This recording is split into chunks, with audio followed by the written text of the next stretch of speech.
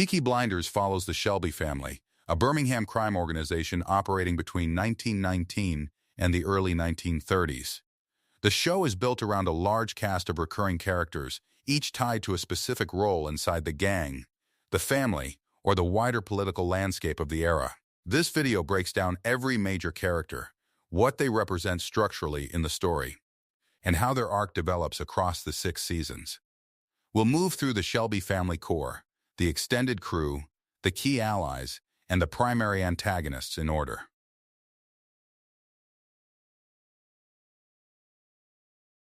Tommy is the head of the Shelby family and the founder of Shelby Company Limited.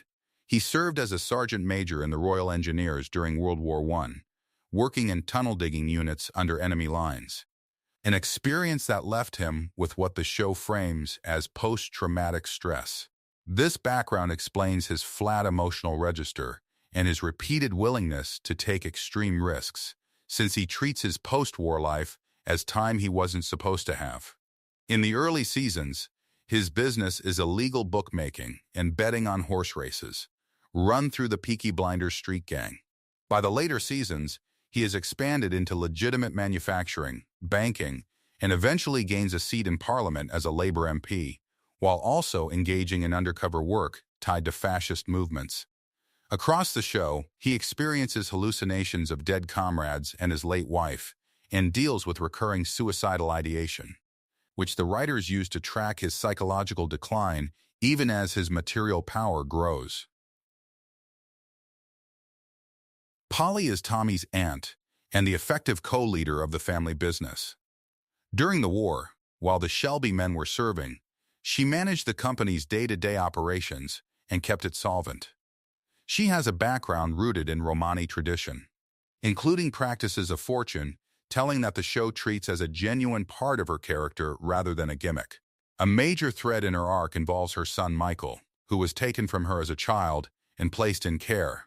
When he's reintroduced as an adult, her loyalty is split between protecting Tommy's business and protecting her own son's interests, which eventually puts her at odds with Tommy directly. She holds shares in the company and functions as its financial officer, and she is one of the only characters whose objections Tommy takes seriously without dismissing them. Arthur is Tommy's older brother and the gang's primary enforcer. Like Tommy, he served in World War I, and the show attributes his volatility and struggles with drug and alcohol dependency to shell shock from that service. He commands the street-level muscle of the Peaky Blinders and is typically the one who carries out direct violence on Tommy's orders. His wife Linda pushes him toward religious observance and a quieter life, creating a recurring tension between his loyalty to the gang and his attempts at reform. Structurally, Arthur functions as the family's tactical weapon, executing the plans Tommy designs, while also representing the clearest visible cost of the war on the Shelby men. Ada is Tommy's younger sister.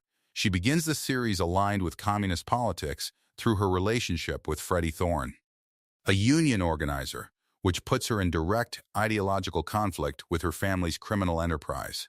Freddie dies of influenza, and Ada later moves to London and then New York, at points working outside the family business entirely. As the show progresses, she is pulled back into the company in an executive capacity, using her political awareness and negotiating skill to manage the parts of the business that require diplomacy rather than force. Her arc traces a shift from actively rejecting the family's methods to adopting a version of Tommy's strategic mindset while still keeping some distance from the violence. John is another of Tommy's brothers, generally shown as a steady, family-oriented member of the gang. He marries Esme Lee, a woman from a Romani background, and the two raise a large family together. He operates mainly as muscle and a trusted lieutenant, present for most of the gang's major operations in the earlier seasons. His death partway through the series removes one of the family's most loyal and least conflicted members. And the show uses the aftermath to show how the family absorbs and reacts to loss within its own ranks. Finn is the youngest Shelby brother, a child at the start of the series who grows into an adult member of the gang by the later seasons. His arc is about integration into the family business, including his participation in enforcement and his romantic relationship with Michael Gray's wife Gina, which creates tension inside the family. As the youngest sibling, his development functions as a marker for how much time has passed and how the family's criminal culture gets passed down to the next generation. Alfie runs a rival criminal operation based in Camden, London, centered on a bakery that serves as a front for rum running and other illegal trade. He is Jewish and leads a Jewish gang, and his business dealings with Tommy shift between alliance and open conflict multiple times across the series, generally based on immediate self-interest rather than personal loyalty.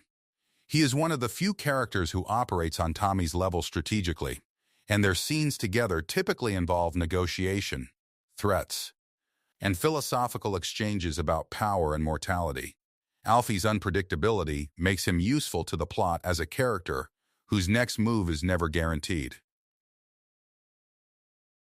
Michael is Polly's son, separated from her in childhood and reintroduced to the family as an adult, working as an accountant.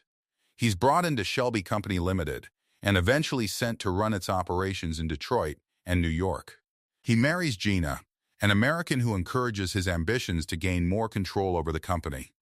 After losing a significant amount of the family's money in the 1929 stock market crash, he attempts to organize a takeover of the company from Tommy, positioning him as an internal rival rather than an external threat.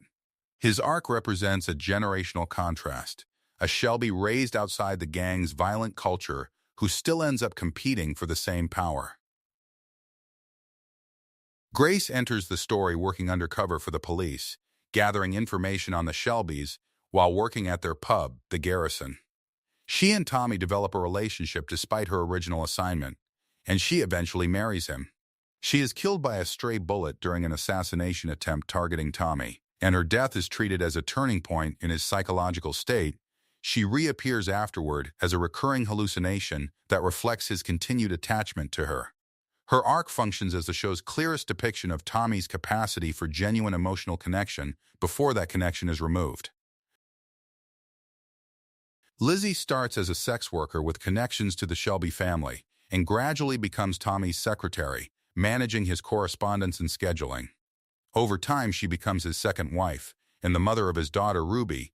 Her arc is defined by her attempt to build a stable domestic life alongside a man whose priorities remain tied to business and politics, and by her awareness that his attention is often directed elsewhere, including toward the memory of Grace. Charlie is Tommy's uncle on his mother's side and runs a scrapyard used by the family.